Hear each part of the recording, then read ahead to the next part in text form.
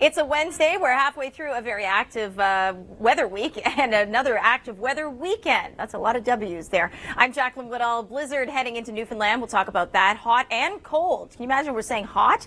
Yeah, some areas will be into the teens. We'll tell you who. Big temperature difference as a result. And snow victims. Both roofs and fire hydrants have been victims to snow.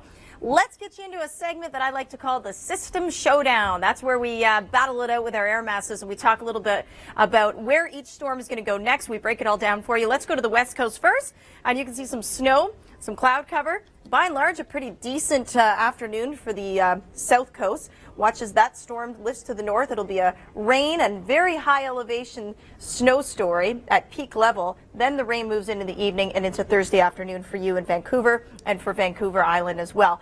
Now, the heaviest rain will stay up through the north, so you can see 50 plus millimeters, 25 to 50 in the darker green areas like that in Haida Gwaii.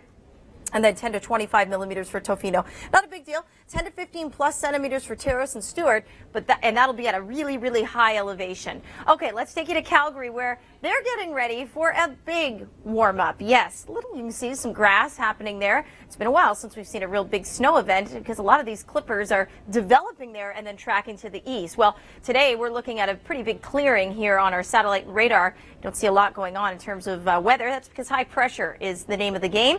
We see clockwise flow around a high, and we're watching this next system overnight developing into your Thursday, but most of that will stay up to the north. Most of the precip will as well. But we could see some, I wouldn't be shocked if we start to hear about some freezing rain, some freezing drizzle along that warm front. That's typical as they track through the prairies. Keep a close eye on that. Yesterday or overnight at Thunder Bay, you picked up about 22 centimeters of snow, and you just saw on the radar that that's now working its way into the rest of Ontario. So here's the system. The snow will stay to the north. We'll see maybe less than 5 centimeters through the GTA. Winds will shift around out of the northwest, and there you go. You could see some lake effect snow along the shores of Huron, so 5 to 10 centimeters. That's because Huron is still open enough that we can get lake effect happening, but a lot of the other lakes, it's starting to calm down. 5 to 10 centimeters up toward the north, so there's that system. That one is going to merge with one that we don't even see yet and become a powerful nor'easter over the weekend. But let's talk about this departing low that's now out to sea. That's the one that brought you some snow into the Avalon Peninsula on the East Coast over the last 12 hours. And then the next one, this is a big one. Now, this won't be a Boston story this time. It's going to, you can see it's too far offshore. This is the area of low pressure. See why we call it a comma shaped. And then this clipper is going to do its thing while this pushes into St. John's tomorrow. And when it does, is it ever going to have some impact? Blizzard-like conditions for your Thursday into Friday morning.